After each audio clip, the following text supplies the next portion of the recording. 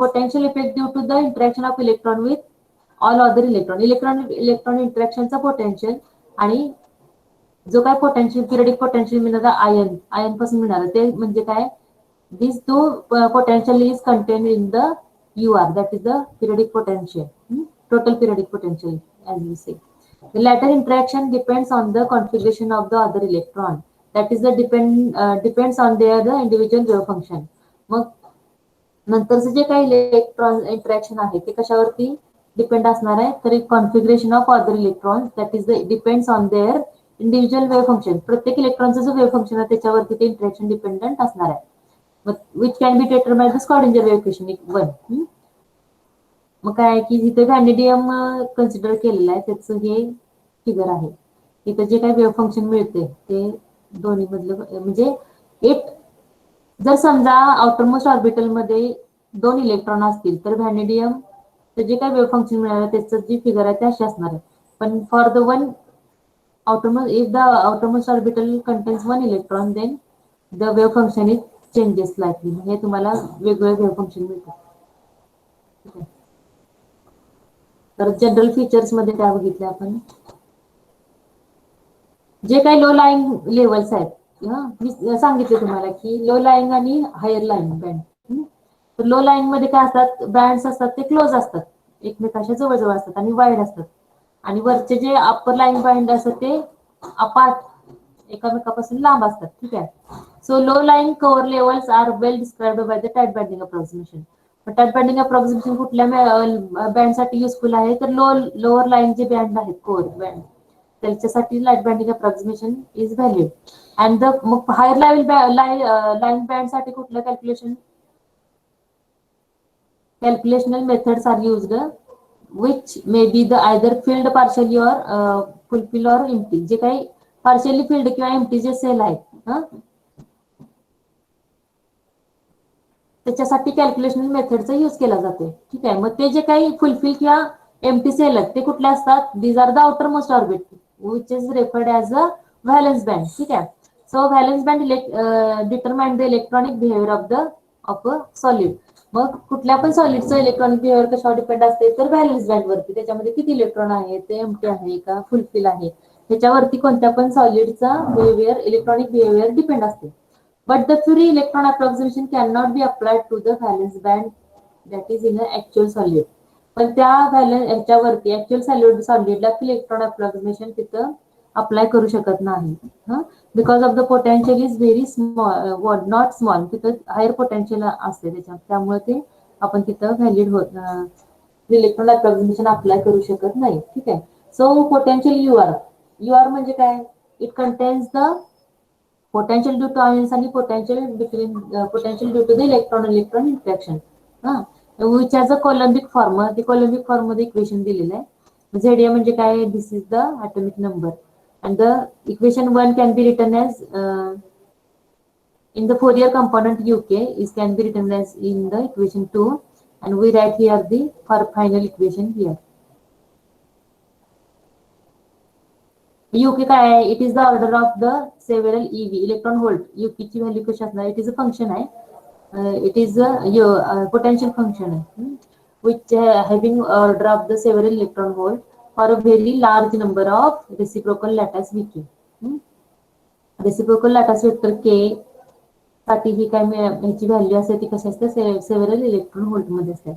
It is a comparable to the kinetic energy. म्हणजे एवढी काय कायनेटिक एनर्जी असते त्या सॉलिडची तेवढ्या त्याची व्हॅल्यू ह्याच्या ऑलमोस्ट जवळपास असते. ठीक आहे. There is the assumption that UK is a small component to the kinetic energy which is not permissible. मग काय होते ह्याच्यामध्ये तर जर समजा युकेची value as compare to kinetic energy पेक्षा कमी असेल तर ते परमिसिबल नाही किंवा ती कंडिशन व्हॅलिड नाही. हे काय this is a failure. This is the failure of that method. That is the failure is offered by the considering the nature of the core and the valence wave function. मग core आणि valence wave फंक्शनच्या nature वरून ते काय केलं त्याची काय failure आहे त्याचा स्टडी केला. ठीक आहे. मग काय की the core wave function have a characteristic oscillatory form of the atomic wave function.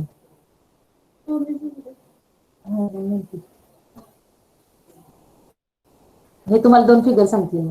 ठीक आहे. म्हणजे कोअर वेव्ह फंक्शन साठी जे काही वेव्ह मिळणार आहेत त्या ऑसिलेटरी असतात तिथं, ते आपल्याला मिळतात ऑसिलेशन.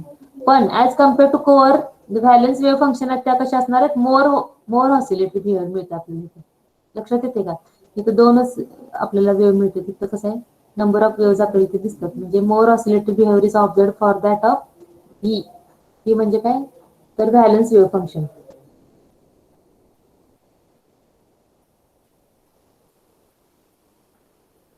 हे त्याचे कॅरेक्टरिस्टिक्स आहेत, ते स्टडी करा हे करा आता.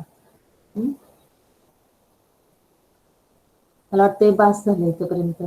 दुसरं कुठलं एपीडब्ल्यू मेथड, हे पण 4 पेजेस आहेत. काय augmented plane wave method. It is represented by scientist J C. Slater. म्हणजे ह्याच्यामध्ये काय आहे की superposition of finite number of plane wave in the flat region. म्हणजे फ्लॅट रिजन म्हणजे एक आहे तो कोअर रिजन मधला फिगर आहे का नाही.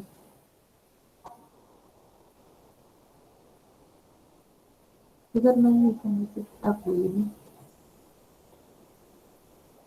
बरं, superposition of number of plane waves in the flat interstitial region. Interstitial region म्हणजे जे काही हे आहे, जो काही रिकामा भाग एरिया आहे ह्याच्यामधला, तो काय इंटरस्टेशियल रिजन. कोअर जिथं आहे तो कोअरच्या साईडचा जो एरिया आहे त्याला काय म्हणतो आपण interstitial region.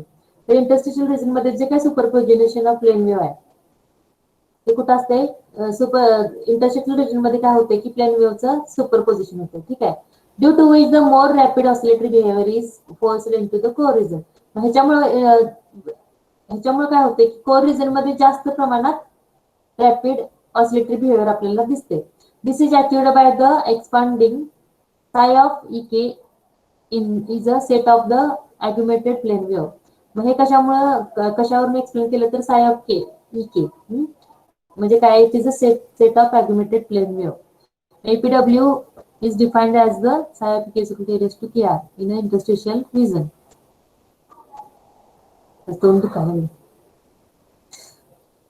So we have here the value E is equal to h cut square k square upon twice m. There is a no constant relating E and k. So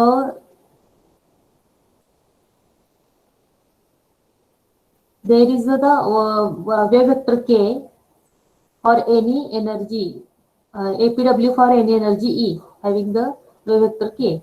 Then actual APW does not satisfy the crystal Schrodinger equation for the energy in interstitial region.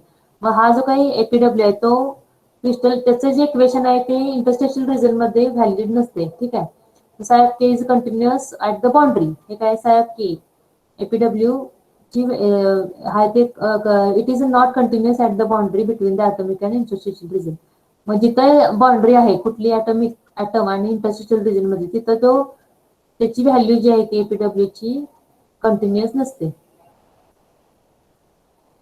म्हणजे काय त्याचं equation, मग स्कॉडिंजर equation कुठे valid आहे त्याचं ते equation दिलेलं आहे. ठीक आहे, हे बघा झाले आपले. त्याच्यावरून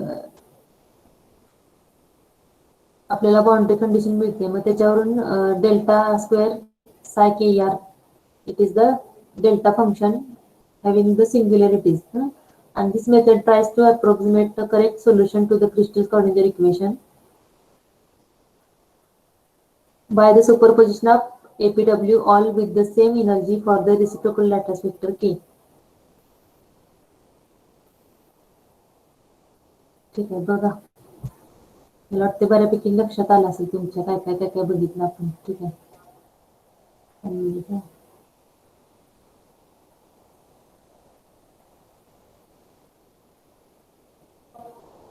अजून राहिलं काय जनरल फीचर. मग फल्टिंग पोटेन्शियल हा पण एकदम छोटा पॉइंट आहे.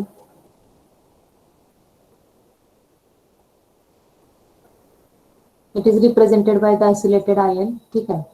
And within a sphere of the specified radius are not about each lattice point. समजा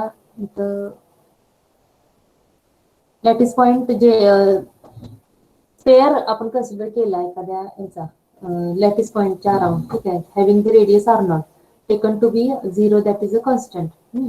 मग फल्टिंग potential having marginates the both problem. It is a being flat in the interstitial region and the leading to the matching condition on the spherical rather than the polyhedral surface. इथे जे काय condition is आपल्याला काय मिळते spherical मिळते rather than polyhedral. And the Maupertuis potential is defined by the इथं figure आहे बघा इथं इथं इंटरस्टिशियल रिजन हे काय आहे इथं आयन्स आहेत ठीक आहे तर इथं काय मिळते इथं फ्लॅटन मिळते इंटरस्टिशियल रिजनला काय मिळते ते फ्लॅटन मिळते ठीक आहे यू आर ची व्हॅल्यू दिली इथं Maupertuis potential plotted along the line of ions ही काय लाईन ऑफ आयन्स आणि हे इथे तुम्हाला पोटेन्शियल मिळते पण जर इंटरस्टिशियल रिजनला इथं बघितलं तर इथं काय मिळते आपल्याला फ्लॅट पोटेन्शियल मिळते ठीक आहे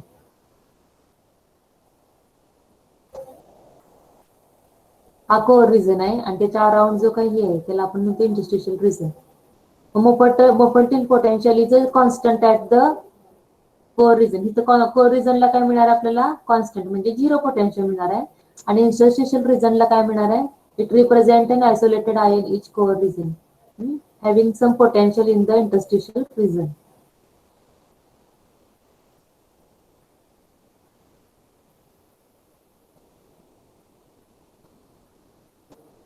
If we agree that the function VR is zero, then its argument exceeds the R0. R0 एवढी व्हॅल्यू एक्सिड करायच्या आधी ते काय VR ची व्हॅल्यू काय मिळणार आहे तर 0 मिळणार आहे. Then we write here the UR is equal to this value equation 3.